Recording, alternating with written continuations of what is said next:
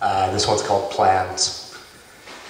If you were my middle school crush, I would love you for years, awkwardly and from afar, dreaming about you at night in my headgear and cotton pajamas, helping you through the clumsy advances of the handsomer boys. But then, years later, when I'd filled out and glasses became cool, we'd hook up in the parking lot of a Burger King, and it would be all right. Something we'd laugh about later if we kept in touch.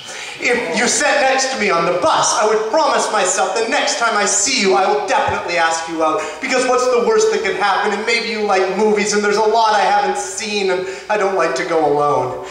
If I met you in a basement bar, I'd whisper other people's limericks into your ears while being sure that I stayed 2 beers ahead, because in my limited moral code, that's how I know I'm not taking advantage. And with your butt standing up against an elevator, with your back pressing all the buttons so that floor after floor of strangers would be in for a surprise, until security threw us out.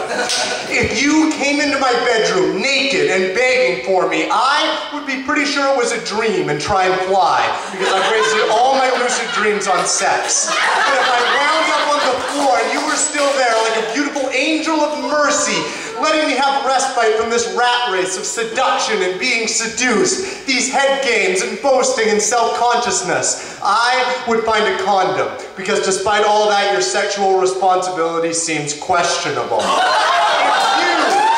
If you were a Nazi, we probably wouldn't have sex. I told my best friend once that was my ultimate deal breaker, and she said that makes sense. Because even if you took your copy of Mein Kampf and turned it against the wall and told me the swastika was Sanskrit for good luck, I'd still be too worried you'd yell out Adolf when you came. And so you see, I have a plan for everything except what seems to be the truth, which is you waking up warm as the sunrise and impossibly present.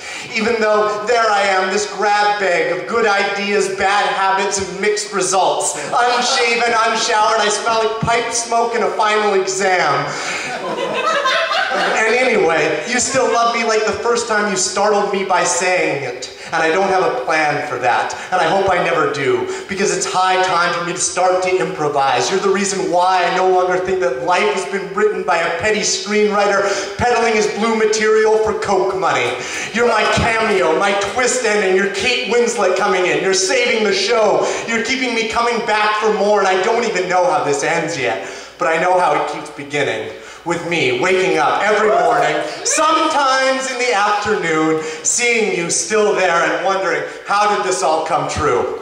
Thank you.